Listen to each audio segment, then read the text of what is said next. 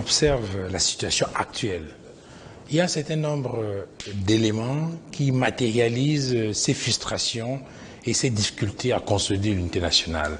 Il a évoqué tout à l'heure la crise anglophone, pour laquelle il faut continuer à trop chercher des solutions. On va peut-être revenir là-dessus tout à l'heure. Mais un autre élément, c'est ce foisonnement des mémorandas qui traduisent justement des frustrations au sein des différentes communautés qui constituent la nation camerounaise. Permettez-moi de rebondir d'abord sur la crise anglophone.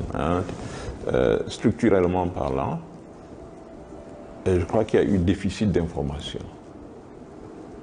Je le dis parce que quand vous voyez les résolutions de l'OUA y afférentes, vous découvrez que tous les pays là qui sont passés à l'indépendance, l'OUA, il y a la charte, je veux dire, de l'OUA qui définit les modalités.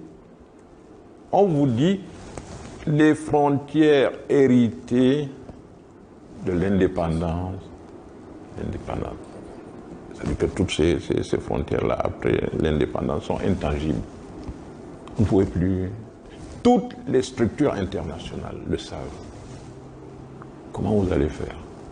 Donc, il y a eu ce déficit du côté même du NOZO. Parce que le planteur qui est loin là-bas dans la brousse, il ne connaît pas qu'il y a ces traités-là, il ne connaît pas. Que c'est impossible, il ne connaît pas. Il y a eu des cas, parce que pourquoi ce traité arrive? C'est parce que il y a eu pareil problème ailleurs en Afrique. Et les chefs d'État se sont réunis rapidement pour dire, écoutez, il va falloir donc trouver une solution pour le futur, parce que tel que ça se passe, et le Mali s'était déjà embarqué dans la zone, parce qu'il y avait des soucis là-bas, et d'autres pays. Alors donc, ils ont mis la charte en place. Nous sommes obligés de la respecter. Parce que si maintenant, le verrou saute au Cameroun, ailleurs, ça va se passer aussi. Donc, c'est impossible. Alors, il faut trouver donc moyen d'expliquer ça aux gens. Et de s'asseoir, peut-être un autre Fumban, si vous voulez. Mais nous-mêmes, là, dans le Nord, nous sommes pour la fédération. Non plus, on ne va pas continuer comme ça. Il faut qu'on ait à la fédération. Et si vous, dans le... Je ne dis pas particulièrement vous, mais je dis le NOZO, si vous pouviez essayer d'arrêter cette bagarre inutile. C'est une bagarre inutile, moi je trouve. J'ai une cousine du village dont le mari avait été arrêté pendant le 6 avril. Gendarme. Après 7 ans, il est sorti. Après, on l'a mis à la retraite. Il avait un garçon. Lui, il est décédé derrière le père. Le garçon a pu obtenir le concours de la gendarmerie. Et on l'a abattu au NOZO. La veuve est fait comment? Ils ont été formés pour défendre les couleurs nationales. Donc, c'est des patriotes aguerris, prêts à défendre la patrie, comme on dit. Mais ils se retrouvent à tirer sur ses compatriotes. À moins d'être fou, je ne pense pas que c'est des choses qui sont bonnes à faire. Donc le NOZO doit trouver une autre formule. Nous avons discuté avec certaines élites de là-bas, notamment, je peux donner son nom, Eric Tindé, il est à Washington. Nous avons discuté. Je lui ai dit, mais comment ça se fait que vous allez comme ça en brousse? Nous sommes là au nord, nous avons aussi nos problèmes. Mais vous allez en brousse. Et si nous aussi on part en brousse maintenant, comment on va faire? Il faut qu'on s'assied, on discute. Il dit vraiment, c'est une très bonne idée. Que ce soit le NOZO, le Nord, l'extrême Nord, l'Adamawa avec les prises d'otages, il y a des choses à faire. Comme l'État traîne les pieds, on peut dire. Vous ne pouvez pas me dire que cette affaire dépasse l'État du Cameroun. Ce n'est pas possible. Si vous êtes capable d'aller gagner le Nigeria à La Haye, comment ça se fait qu'une crise du NOZO vous dépasse? Si vous êtes capable d'aller régler le conflit tchadien à l'époque, comment ça se fait que vos propres compatriotes, vous n'arrivez pas à les mettre ensemble et discuter? Ils ont improvisé une récente initiative dans ce sens. En 2019, c'était le dialogue, le grand dialogue. Oui, mais grand, c'est un adjectif, mais dans la réalité, l'idéologie, la grandeur de l'idéologie, c'est quoi? Alors, c'est très difficile. Il faut dire aux anglophones, à nos frères du NOZO, il faut leur dire la vérité. Nous-mêmes, entre nous, on peut s'asseoir. On discute. Alors, toi tu as tort, toi tu as raison, toi tu as tort.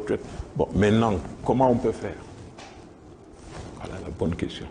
Il y a une initiative récente du gouvernement canadien dans ce sens pour mettre autour de la table différentes parties prenantes pour régler cette crise anglophone.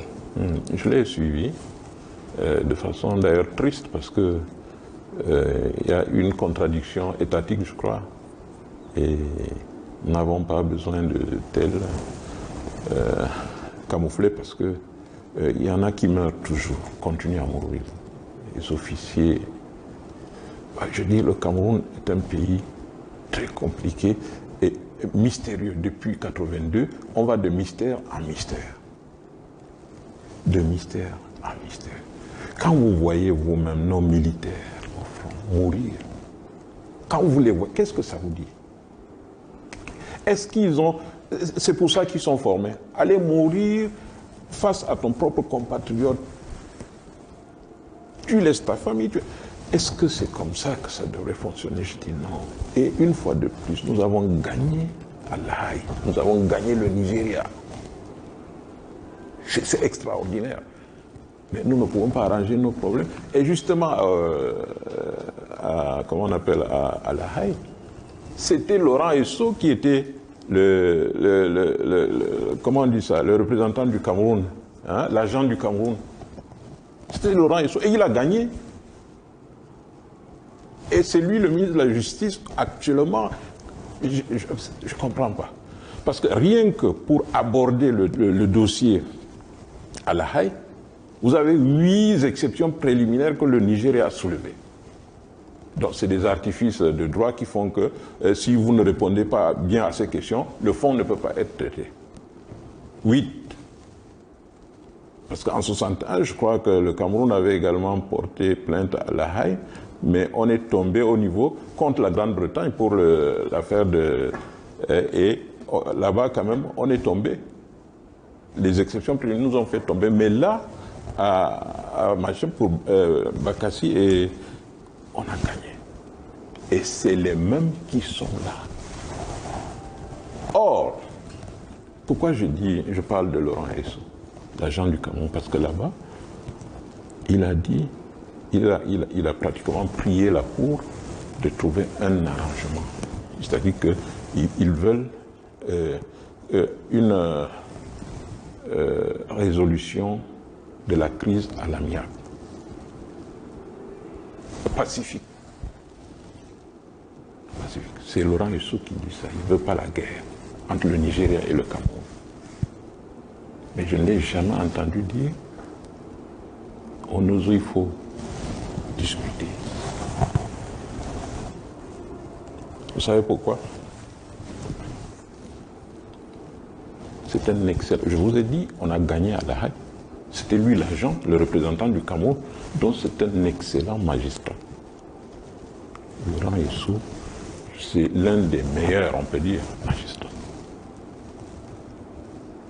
Mais il y a un autre problème à côté. Quand la politique oriente les décisions, un bon magistrat peut devenir infréquentable.